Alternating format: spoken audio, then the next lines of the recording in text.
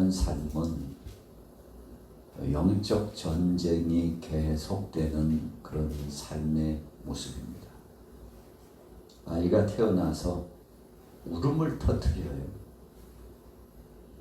살아있다는 증거를 선포하는 겁니다. 내가 숨을 쉬고 있다는 것을 증거하는 겁니다. 어린아이들이 가만히 잠들어서 인기척이 없고 고요하면 왠지 불안하죠. 아이를 누였는데 새근새근 잠을 자고 있어요. 그 아이의 숨소리가 들려야 됩니다. 가끔은 움직임, 또 이마에 미간을 찌푸리기도 하고 표정을 통해서 자기가 지금 건재하다는 것을 드러내는 겁니다. 그래서 아이가 큰 소리로 운다는 것은 둘 중에 하나입니다. 첫째는 불만족스러운 어떤 자아 성취가 되지 않아가지고 욕구가 충족되지 않아서, 또 한 가지는 그 아이가 건강하다는 증거가 바로 그겁니다. 여러분, 어른이나 아이를 끝없이 아파 보세요. 몸이 아프고 컨디션이 좋지 않으면 목소리부터 기어들어가요. 말을 해도 가만 이 음성에 힘이 없다는 거죠. 그리고 두 번째는 활동 반경이 자꾸만 좁아져요. 그리고 또 한 가지는 먹는 음식이 자꾸만 줄어요. 여러분, 건강하다는 증거는 활동 반경이 자꾸만 넓어져요. 음식도 잘 먹어요. 그리고 주위와 함께하는 사람들과 동고동락하면서 역동적으로 하루 일과가 진행되는 거죠. 우리 신앙인들은 이 세상을 살아가면서 그렇게 살도록 하나님 앞에 부름받았습니다. 그래서 우리 인생이 강건하면 백세를 전후해서 살아가는데, 인생 여정을 살아가면서 여러분, 이 땅에 살면서 하나님이 주신 사명이 있어요. 그 사명을 감당하면서 살아가는데, 그러나 악한 것이 이 사명을 감당하지 못하도록, 하나님 뜻대로 살지 못하도록 방해할 때가 많이 있다는 겁니다. 바울이 하나님 앞에 부름받아서 사명을 감당한 지가 40년, 50년, 60년, 이제 70년이 다 돼요. 다윗도 건장하고 용장이었지만 70을 넘기지 못하고, 요셉도 대단한 사람이었지만 110세를 넘기지 못하고, 모세도 대단한 사람이었지만 120세를 넘기지 못했어요. 하나님 앞에 모세가 부름받을 때 보니까 눈이 흐리지 않고 손이 부르트지 않고 옷이 휘어지지 않고, 모세뿐 아니죠. 모세 같은 하나님 앞에 신실한 믿음을 가진 모든 사람들은 하나님께서 일거수일투족을 다 책임져 주셨습니다. 여러분, 그래서 우리의 생명은 하나님께 달려 있습니다. 주님이 이 땅에 우리를 살아가게 하는 동안에 하나님이 주신 사명을 잘 감당하는 거 아니겠습니까? 그래서 그런 얘기가 있잖아요. 사명자는 죽지 않는다. 여러분, 우리가 아직 살아있다는 것은 사명이 있다는 거예요. 바울이 그의 삶을 살아가면서 사명을 감당했는데 어느 날 한순간 영음이 들려왔어요. 성령께서 감동을 주셔요. 바울아, 이제는 준비해야 되겠다. 이제는 준비해야 되겠다. 사명 다 했다는 겁니다. 어찌 보면 바울의 일대기를 보면 참 파란만장했죠. 고린도후서의 말씀을 읽어보세요. 엄청난 일을 경험했어요. 경험하지 않고 살아도 될 것을 엄청나게 많이 경험했어요. 이유가 뭡니까? 바울은 주님 앞에 다메섹 도상에서 부름받은 다음에 자원하여, 스스로 자원하여, 그래서 전에 내려온 이야기하면 그는 스스로 결혼도 하지 않고 독신으로서, 생각하고 보니까 주님 앞에 부름을 받았는데 복음 증거하다 보니까 할 일이 대산 같아요.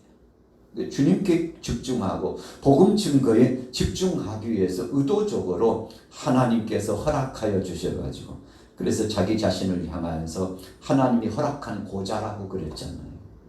왜 하나님이 허락한 고자입니까? 후대를 보지 않고 스스로 자신이 단신해서 이 사명을 감당하면서 하나님 앞에 영광 누리는 사명자로 살아간 인생이었기 때문에 그렇습니다. 엄청난 것들을 경험했어. 어떤 사람들은 평탄하게 그냥 인생을 살아가기도 하던데, 바울의 생애를 보면요, 참 깜짝 놀랄 만큼 엄청난 일들을 경험하면서 살아갔죠. 그의 서신서를 보고 성경을 보게 되면 참 많은 사역을 진행했습니다. 그러니까 바울은 짧고 굵게, 짧은 시간인데 그 시간 초놈을 아껴가죠. 그래서 오직에서는 에베소서에 세월을 아끼라, 세월을 아끼라. 여러분, 어르신들이 후세대들을 향해서 충원할 때, 야, 인생 금방 가, 시간을 아껴야지, 그러면 안 돼, 너 그러고 있을 때가 아니야 하고 막 꾸중을 하고 책망을 하고 정신 바짝 차리라고, 그렇게 살 때가 아니야 라고 이렇게 강력하게 훈육하는데, 이유가 뭡니까? 지내놓고 보니까. 그래서 어르신들이 하시는 말씀이, 야, 내가 10년만 젊었으면 내가 이렇게 안 산다. 왜 10년이래요? 여러분, 10년이 너무 아쉬운 거예요. 오늘 저녁 여러분들이나 하나님께서 기회가 주신 것은 사명이 있기 때문에 그랬습니다. 그런데 바울이 이제는 하나님 앞에 부름받을 시간이 가까웠어요. 오늘 본문 디모데서의 말씀은 바울이 그의 삶의 마지막에 유언처럼 정리한 내용의 말씀이 바로 이 말씀입니다. 성령께서 영음을 들려주시고 마음의 확증을 주시고 사역을 진행할 때마다 하나님 말씀하시네. 바울아, 준비해라, 준비해. 나한테 올 때가 다 됐으니까 준비하라. 여러분, 그래서 우리가 성경의 인물 가운데 미래 비전을 갖고 주님 만나기를 준비하는 사람, 눈을 씻고 보려고 해도 많지 않아요. 그런데 바울은 유독히 아주 철저하게 주님 만날 것을 준비했어요. 자기만 준비하는 것이 아니라 사랑하는 동역자들이 선포합니다. 여러분들이여, 이제 주님께서 나를 부르실 날이 가까웠고 그 기약이 가까웠는데, 나는 생명의 면류관, 의의 면류관, 자랑의 면류관, 썩지 않는 면류관, 금면류관, 하나님께서 준비하신 그 면류관을 받으러 천국에 가는데, 나뿐만 아니라 나와 같이 믿음을 지킨 여러분들에게도 하나님께서 그 상을 주실 것이니 걱정하지 말고 주님 고대하고 주님 만날 걸 준비하고 충성하라고. 여러분, 그가 하나님 앞에 부름받기 얼마 남지 않았는데 확신에 차 있었어요. 목소리가 엄청 쩌렁쩌렁했다는 겁니다. 영역이 있었어요. 마지막 주님이 부르시는 그날까지도 그는 생명의 복음을 증거하는데 정말 파워 있는 메시지를 전하고 후세대들을 위로하고 힘을 실어줬던 것이죠. 왜 그렇게 할 수 있었을까요? 여러분, 세상 것을 버릴 수 있었기 때문에 그렇습니다. 자, 오늘 6장에서 5절 같이 읽어볼게요. 5절, 디모데전서 6장 5절 읽습니다. 시작. 마음이 부패하여지고 진리를 잃어버려 경건을 이익의 방도로 생각하는 자들의 다툼이 일어나느니라. 그러나 자족하는 마음이 있으면 경건은 큰 이익이 되느니라. 우리가 세상에 아무것도 가지고 온 것이 없음에 또한 아무것도 가지고 가지 못하리니. 우리는 이 말씀을 명심해야 합니다. 세상의 현자들, 현명한 사람들, 지혜로운 지혜자들, 명철한 지식가들, 모든 사람들은 꼭 이 말을 해요. 솔로몬도 그랬어. 젊었을 때, 잘 나갔을 때 대단한 사람이었잖아요. 하나님께서 구하지 않은 부귀와 영화까지 주어가지고 그 궁정에서 엄청난 것들을 경험하고 누리면서 살았는데 말년에 이제 하나님 앞에 부름받을 때가 가까이 되고 보니까요 후회가 되는 거예요. 그리고 후세대들을 보니까 참 한심스러워요. 그리고 자기의 과거의 이력을 보니까 참 한심한 삶을 살았던 것을 기억하면서 여러분 잠언서와 전도서를 보세요. 솔로몬이 탄식하면서 메시지를 전하는 것이 많아요.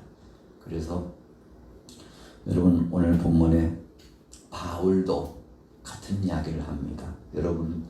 여러분들이나 저나 자족하는 마음이 있어야 되는데 자족하는 마음이 없으면 그때부터 문제라요. 세상에 많은 사람들이 자족하는 마음이 없어가지고 감사하지 못하고 세상 것에 찌들려가지고 욕심에 취해서 살다 보니까 욕심에 끌려서 살다 보니까 금방 10년, 20년, 50년, 60년 훅 지나 가버렸는데 생각하고 보면 욕심 내려놓으니까 너무 편안하다고. 우리가 하루에 먹을 양식 있고 덮을 이불 있고 이슬을 피할 수 있는 그런 터의 집이 있으면 그것이 바로 행복 아니겠느냐고. 여러분 세상에 어떤 철학가가 아니에요. 한때는 바울이 헬라 철학 사상에 심취했던 장본이기도 했잖아요. 그래서 광장에 가서 철학자들하고 지기 싫어가지고 말씨름해서 지기 싫어가지고 그 당시 영웅은 이 말의 힘을 가지고 사람을 감동시키고 사람을 움직이면 최고 사람이라고 최고의 사람이라고 박수를 받았거든. 그래서 아테네 가가지고요 철학적인 자신이 가지고 있는 그 지식을 동원하고 경험을 동원해가지고 사람들과 변론을 막 하기 시작합니다. 만나는 사람마다 계속 막 말싸움 변론이 막 진행되는데 사람들이 대단한 사람이라고 자기는 드러났을지 몰라요. 인간적으로 사람은 감동시켰을지 몰라요. 그러나 변화의 역사는 없었다는 겁니다. 왜 변화의 역사가 없었나요? 그 속에 복음이 없었기 때문에. 그래서 바울이 아데네스의 사역이 실패로 돌아가고 내가 어디서부터 잘못됐나 봤더니 실존적인 복음의 중심이 아니라 자기 중심, 자기 지식 중심. 그래서 얼마나 후회하고 탄식했는지. 그 다음부터는 그가요 하나님 앞에 기도하고 겸비하여 믿음으로 말씀 중심으로 기도로 성령님 중심으로 나갔더니 일사천리로 하나님께서 역사하시고 그를 책임져 주셨죠. 자, 그 얘기하는 거예요. 자, 8절 읽어볼게요. 8절 시작. 우리가 먹을 것과 입을 것이 있은즉 족한 줄로 알 것이니라. 부하려 하는 자들은 시험과 올무와 여러 가지 어리석고 해로운 욕심에 떨어지나니 곧 사랑으로 파멸과 멸망에 빠지게 하는 것이라.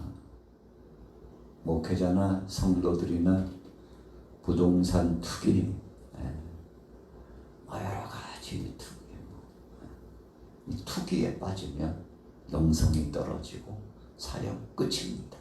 성도들도 마찬가지예요. 영역 다 떨어져요. 주식에 빠지고요, 펀드에 빠지고 부동산에 빠지고 세상의 소리에 막 집중이 돼가지고 그냥 부동산이 얼마나 올랐는지 이번에 주식을 넣었는데 어쩌다고 저쩌다고 세상 이야기, 세상 사람들이 하는 그런 편에 편성돼가지고 나가기 시작하면 영성이 떨어집니다. 왜 그런가요? 우리는요 두 가지를 가질 수 없게 하나님이 만들었어요. 성령의 역사심 따라 하나님 중심이던가 아니면 세상 중심, 마귀 중심, 만몬신 중심. 그러니까 오늘 9절 10절은 이 만몬신의 사람들이 빠지는 거예요. 그래서 사랑하는 제자 디모데에게 이제 앞으로 사역을 진행할 젊은 이 사역자에게 함께한 동역자들을 향해서 여러분들이요 세상 것에 빠지지 말라고. 당신 앞으로 목회할 때 세상 것에 빠지지 말라고.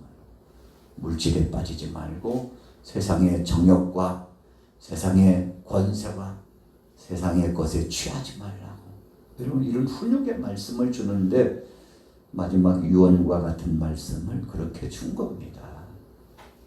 여러분 우리는 두 가지를 할 수 없게 된다는 겁니다. 10절 보세요. 10절 시작. 돈을 사랑함이 일만하게 뿌리가 되나니 이것을 탐내는 자들은 미혹을 받아 믿음에서 떠나 많은 근심으로써 자기를 찔렀다. 돈을 싫어하는 사람이 어디 있대요? 다 돈 좋아하지. 그런데 좋아한다는 표현이 아니고 여기는 뭘로 표현했어요? 사랑. 돈을 어떻게 했다고요? 사랑함이. 이게 포인트입니다. 그냥 필요해서 좋아하는 것 정도, 일상적인 이게 아니에요. 돈을 사랑했다는 것은 그것에 매몰되고 그것에 집착하고 그것에 욕심을 내고. 여러분 우리가 일상생활에서 꼭 필요한 것들은 있어야 되죠. 그래서 예수님도 일용할 양식을 구하라고 말씀했습니다. 그러나 돈을 사랑했어요. 사랑했어요. 하나님보다도 더 귀하게 여겼다는 뜻입니다. 여러분 하나님보다도 더 귀하게 여긴 모든 것들은 우상이요 그것이 만몬신이 되는데 그래서 일만 악의 뿌리, 일만 악의 뿌리, 모든 세상의 가지가지 악의 요소들이 쫙 펼쳐져 있는데 그것의 뿌리를 찾아가 보니까 다 돈 문제에 개입되어 있더라 이겁니다. 그래서 바울이 목회에 성공하고 선교에 성공적으로 사역하고 겉으로 볼 때는 참 망한 인생 같거든요. 바울은 얼마나 그를 죽이려고 하는 자들이 많고 가는 곳곳마다 문제투성이에다가 몸은 또 건강하지 못해가지고 중한 병을 안고 살았던 바울. 세상 사람들이 보면 이 사람은 저주받은 인생입니다. 그런데 그랬나요? 바울의 고백은 그러지 않았어요. 너무 감사한 거. 내가 이렇게 살아있다는 것이 감사하고 생명의 복음을 증거할 수 있는 목회자로 선교사로 하나님이 나를 불러주셨다는 사실에 자족하고 감사하면서 주님 감사합니다. 이 일을 할 수 있다는 것이 기쁨이고 이유가 뭡니까? 하늘의 신령한 상, 세상 것에 창념하지 않고 하늘의 신령한 상, 육신적인 것에 빠지지 않고 영의 세계, 여러분 육체의 때에 빠지지 않고 영혼의 때를 기억하면서 부자와 나사로의 비유에서 예수님이 말씀하신 거 갑자기 죽음이 다가왔어요. 그 이야기의 중심은 그겁니다. 나사로도요 눈 깜짝할 사이에 죽었어요. 어느 날 보니까 부자도 또 죽었네. 예고 없이 죽었어요. 두 인물이 다 예고 없이 죽었어요. 나사로도요 예고 없이 죽었어요. 부자도 예고 없이 죽었어요. 부자가 얼마나 마음 아프고 안타까웠으면 지옥불에 떨어져 가지고 보니까 멀리 낙원 천국이 보이는데 그 천국이 보이는데 이거 어떡하냐. 자기가 지옥불에 떨어져 있다는 것을 알고 멀리 두고 온 형제들이 생각나겠죠. 저 나사로라도 좀 보내달라. 여러분 이렇게 간절히 청원하잖아요. 그러나 그 소원은 이루어지지 못했죠. 한 번 천국에 가고 지옥에 가면 그것으로 끝이요. 다시는 이 세상에 돌아올 수 없다는 거죠. 여러분 그래서 우리는 이 세상에 살아가면서 믿음으로 사는 것이 중요합니다. 나사로가요 참 사람들에게 학대 많이 받았습니다. 부자의 집에서요 대문에서 문전 막대 당했어요. 그런데 그가 천국에 낙원에 들어갔다는 것을 왜 예수님이 말씀하셨을까요? 욕심낸다고 해서 자기 것 아니고 욕심낸다고 해서 그걸 누리고 사는 것 아니고 욕심낸다고 해서 그것 때문에 영화로운 길로 가는 것이 아니라는 것을 예수님께서 경고하고자 한 거죠. 나사로는 초라하게 살았지만 가장 영화롭고 아름다운 곳에 천국에 들어갔어요. 여러분 그래서 예수님이 주신 말씀은 이 세상의 전부가 아니라는 것을 말씀하는 거예요. 바울은 오늘 본문에서 하나님 나라를 바라보니까 세상의 모든 것을 다 내려놨어요.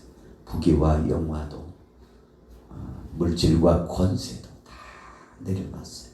내려놓고 나니까 마음의 평화가 왔고 내려놓고 나니까 진실로 하늘의 세계가 열리고 그래서 심령이 가난한 자는 천국이 저희 것이요 여러분 하나님을 뵙고 하나님 나라에 들어갈 수 있다고 그랬잖아요. 여러분 이렇게 우리가 세상의 것을 취하지 않고 하나님의 것을 취하면 결론이에요. 11절에 나와 있습니다. 11절 읽겠습니다. 시작. 오직 너 하나님의 사랑아 이것들을 피하고 의와 경건과 믿음과 사랑과 인내와 온유를 따르며 믿음의 선한 싸움을 싸우라. 영생을 취하라. 이를 위하여 내가 부름을 받았고 많은 증인 앞에서 선한 증언을 하였도다. 여러분 우리가 믿음을 지키고 경건의 삶을 살고 인내심을 갖는 이유는 한 가지예요. 선한 삶을 싸우고 영생을 취하기 위해서. 하나님 나라 입성하는 자 되기 위해서 그런 겁니다. 여러분 온전한 믿음을 가져야 그 나라에 들어갑니다. 이 믿음은 어떤 믿음입니까? 예수님이 나의 구주라는 사실을 인정하고, 두 번째로는 그분이 나를 위하여 대신 죽었으니 내 몸은 내 것이 아니고 주의 것이라고 생각하고 주의 영광을 위해서 사는 겁니다. 여러분 세상 사람들과 믿음의 사람들의 목적은 달라요. 저와 여러분들은 주님 영광을 위해서 공부하고 주님 영광을 위해서 직장 생활하고 주님 영광을 위해서 일하고 주님 영광을 위해서 먹고 사는 겁니다. 그래서 너희는 먹든지 마시든지 무엇을 하든지 그 다음 뭐죠? 하나님의 영광을 위해서 하라. 여러분 거기에 답이 있는 겁니다. 바울이 주의 영광을 위해서, 영생을 취한다는 것은 주의 영광을 위해서 살고자 하는 마음으로 결정되고 모든 삶들을 아름답게 마무리된 믿음의 사람으로서 승리했다는 겁니다. 여러분 우리가 사는 세상은 보이지 않지만 영적인 싸움이 계속되고 있습니다. 성령님이 이 속에 내재해야 우리가 선한 싸움에서 승리할 수 있습니다. 그분을 몰아내고 말씀 밖에 있으면요 패할 수밖에 없어요.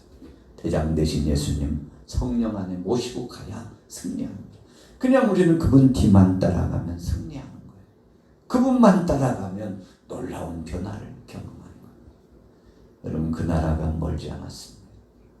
1000년이 하루 같다고 했어요. 하루가 1000년 같다고 했어요. 예수님 오신 지가 벌써 2020여 년 지났어요. 얼마나 빨리 지나가는지 몰라요. 여러분 순식간에 지나갑니다.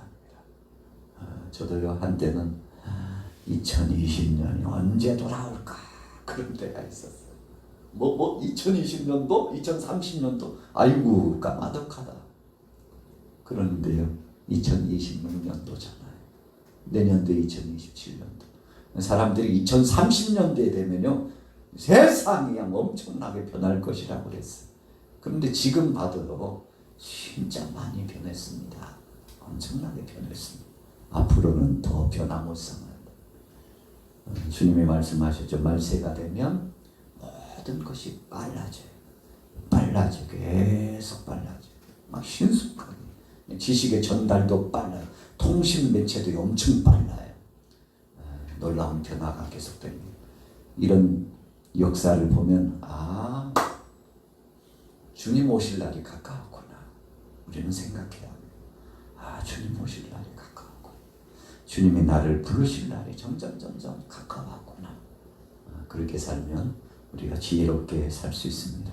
오늘 여러분들은 믿음의 선한 싸움을 싸우고, 선한 싸움 싸우려면 오늘 6절 말씀처럼 자족하는 마음을 갖고 8절 말씀처럼 주님이 주신 거 먹을 것과 입을 것 있으면 족한 줄 말을 해요.